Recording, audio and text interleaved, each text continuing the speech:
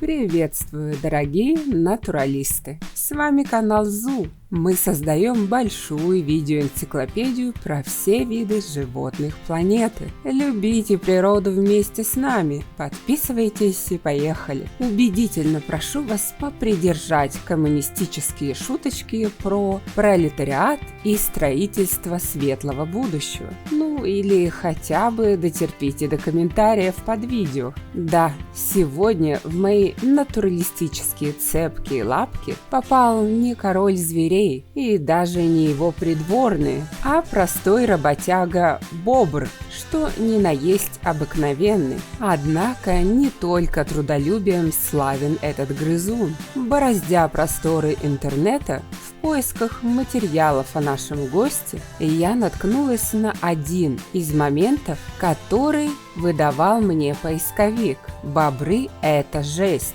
Углубившись в тематику, я поняла, что с этим сложно не согласиться. Бобры – это действительно жесть, потому что создавать целые экосистемы, красть электричество и впадать в приступы ярости, будучи травоядным грызуном, могут далеко не все. А еще бобры – жесть какие милые. Итак, будем честными. Наш крысак-переросток не внушает большого страха. Да, животинка – крупнейший представитель своего отряда в Европе. Его рост достигает до 1,3 метров в длину. Обогнать бобра в размерах способна только капибара. Благо, она живет на другом конце света. Только вот милая мордаха и безобидный вид сбивают наивного Homo sapiens с толку. Нижние зубы бобра могут посоревноваться по остроте с клыками любого хищника. Подумайте сами,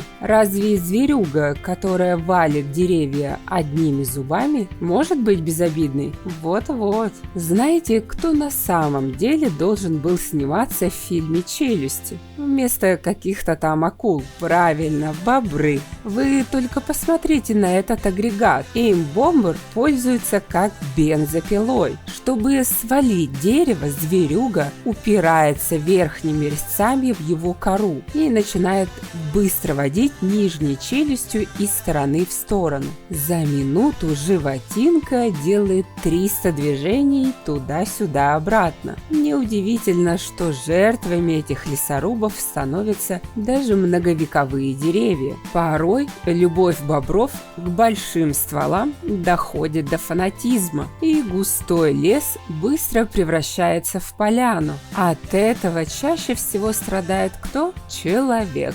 Например, однажды одно бобриное семейство лишило электричества почти всю Ленинградскую область. Просто-напросто деятельность наших героев спровоцировала паводки, а вода, в свою очередь, размыла опору электрических столбов, идущих через лес. Впервые не животные, а люди стали жертвой урбанистических замашек. Бревна бобры валят для двух целей. Во-первых, на строительство своей хатки. Во-вторых, на еду. Правда, что еще нужно для счастья? Не будь дураками, для строительства животинки выбирают жесткие породы, например, дуб и ольху. На корм же идут более мягкие деревья – береза, ива или тополь. Помимо коры, бобры также питаются различными травянистыми растениями, например, кувшинкой, рисом или тростником. Получается вполне себе сбалансированный ланч типичного трудяги-работяги. Живут бобры вполне моногамно.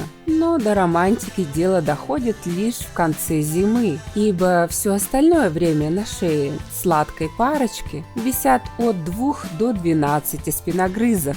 Дружная семейка обзаводится собственной территорией, где и проводит строительные работы по созданию комфортабельного коттеджа с видом, пусть не на море, но хотя бы на речку. А теперь поговорим про знаменитые бобриные хатки. Вы, наверное, удивитесь, но их бобры строят далеко не всегда. На крутых берегах наши зубастые друзья вполне себе обживаются и в норах. лишь на отмелях животины раскрывают весь свой инженерный талант, отстраивая здоровую бандурину из палок и веток посреди водоема. Что в нору, что в хатку, вход находится строго под водой. Таким образом, наши грызуны-строители исхитрились прятать свою пятую точку от хищников. Однако из курса природоведения мы знаем, что уровень воды в реке – величина непостоянная. Бобры просекли это даже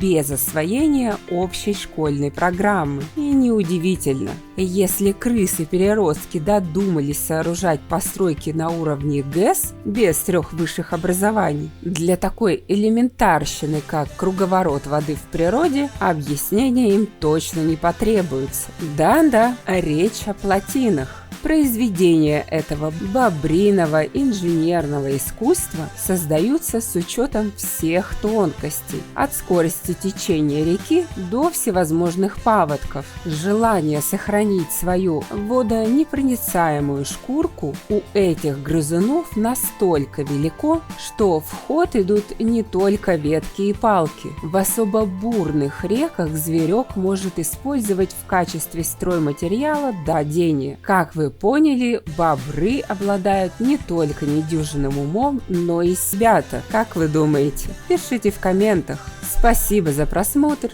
С вами был канал о животных ЗУ. Заглядывайте к нам почаще, чтобы узнавать о природе больше. Подписывайтесь и хорошего вам настроения. До новых встреч!